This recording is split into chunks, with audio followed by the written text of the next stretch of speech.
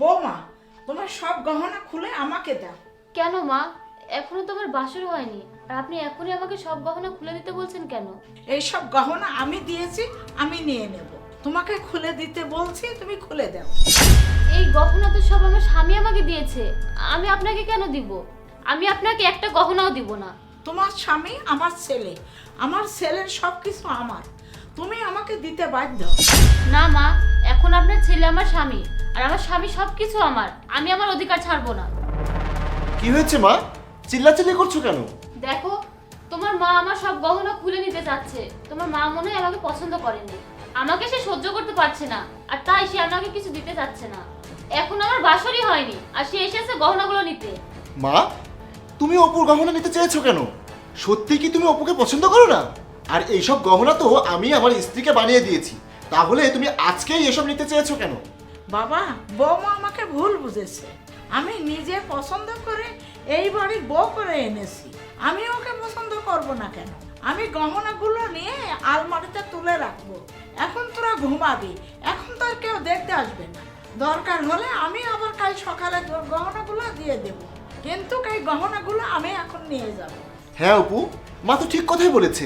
এখন তো আর কেউ দেখতে আসবে না। তাছাড়া তুমি তো রাতে গহনা পরে ঘুমাবেও না। তুমি মাকে ভুল বুঝে এভাবে বাজে কথা কেন বলছো? দাও, মাকে এই গহনাগুলো দিয়ে দাও।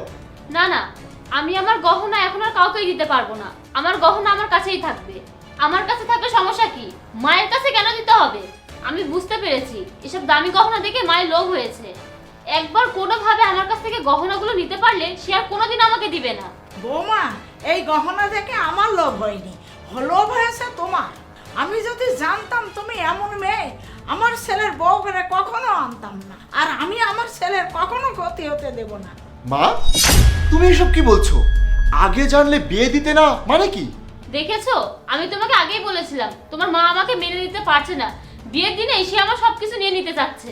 হ্যাঁ, আমি মেনে নিতে পারছি না, কারণ আমি জেনে গেছি তুমি আমার ছেলের বউ হয়ে সংসার করতে আসোনি। মা, কি বলছো তুমি এসব? বাবা, আমি চেয়েছিলাম তোকে কিছু না বলে আস্তে আস্তে বৌমাকে সব বুঝিয়ে ঠিক করতে, কিন্তু এখন তো না বলে পাচ্ছি না।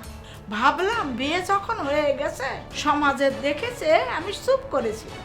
আমি চাইনি তুই তোর বউ খারাপ জেনে কষ্ট পা, তাই আমি চুপ ছিলাম। মা, কি হয়েছে পরিষ্কার করে বলো তো। বৌমার অন্য একটা ছেলের সাথে সম্পর্ক আছে, আর সেই ছেলেকে রাত্রে সব গহনা দিয়ে দিতে চেয়েছিল। তারপর চুরি হয়ে গেছে বলে নাটক করতে চেয়েছিল, আমি সব শুনেছি। এই, তোমার মা এসব মিথ্যা বলছে, এমন কিছুই না। আমি জানতাম বাবা, মুখের কথা কেউ বিশ্বাস করে না। এই নে মোবাইল, নে দেখ। শোনো, আমি জাহিদকে বিয়ে করেছি যাতে ওর সবকিছু নিয়ে আমি তোমাকে দিতে পারি। আমি শুধু ওর বাড়িতে ওর বউ হয়ে থাকবো, আর যখন যা পাবো আমি তোমাকে দিব। তোমার সাথে আমার সবকিছু হবে।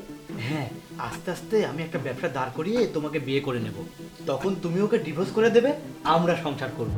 হ্যাঁ, আমি তোমার কথা ভেবেই আর জাহিদের টাকা পয়সা দিয়ে ওকে বিয়ে করেছি। ও সবকিছু আস্তে আস্তে আমাদের করে নিয়ে ওকে ডিভোর্স দিয়ে আমরা বিয়ে করব। এই, তোমাকে দেখছি অনেক দামি গহনা দিয়েছে, এগুলো আমাকে দিয়ে দাও। আরে এভাবে দিলে ওরা সন্দেহ করবে। তুমি এক কাজ করো, মাঝরাতে এখানে এসো, আমি তোমাকে সব গহনা দিয়ে দেবো, আর বলবো রাতে কেউ গহনাগুলো চুরি করে নিয়েছে, তাহলে আর কেউ কোনো সন্দেহ করবে না। ঠিক আছে বাবু।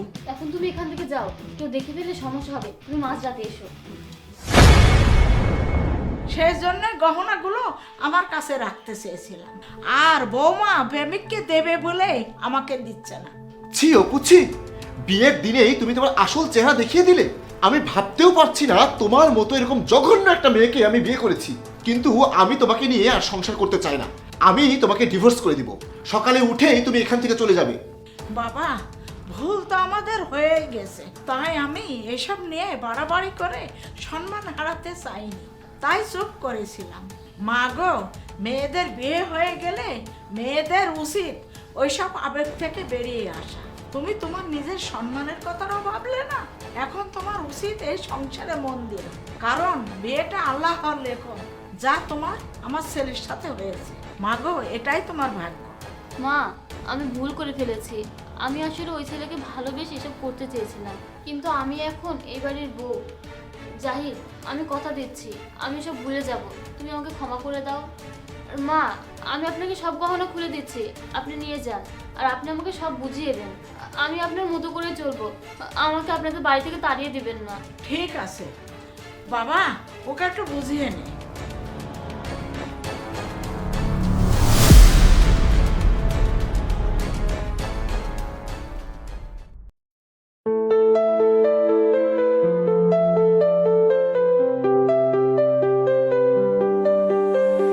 Moonlight sketching patterns on your face.